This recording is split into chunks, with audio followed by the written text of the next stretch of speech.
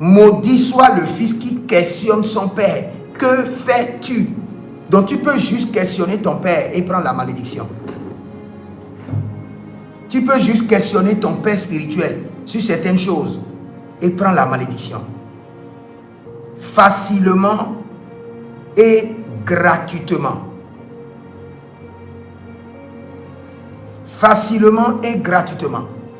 Et ce qui est grave, cette malédiction s'étend sous toute une lignée familiale, pas toi seul, parce que ça siège dans le sang et prend en otage toute une lignée.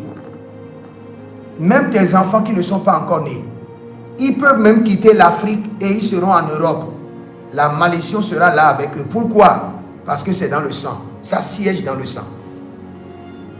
C'est pourquoi il y a certaines personnes, même après avoir quitté leur pays en Afrique, ils vont aller en Europe ou en Amérique et expérimentent exactement ce que les autres expérimentent au pays. C'est la malédiction.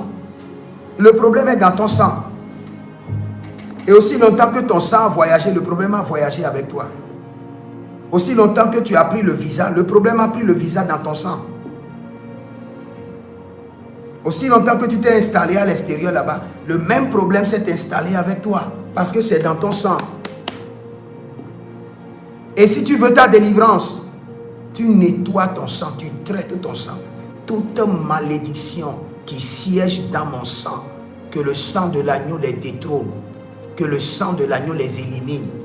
Et si tu sais, tu as la conviction que tes parents sont des sorciers, sois sûr qu'ils vont libérer tes malédictions sur toi toutes les nuits.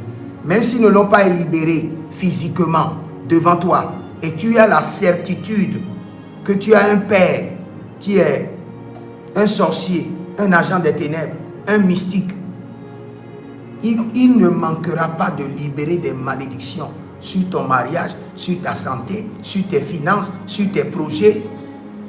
Et tu seras en train de prier sans savoir que la malédiction est plus cancérigène que toute autre chose.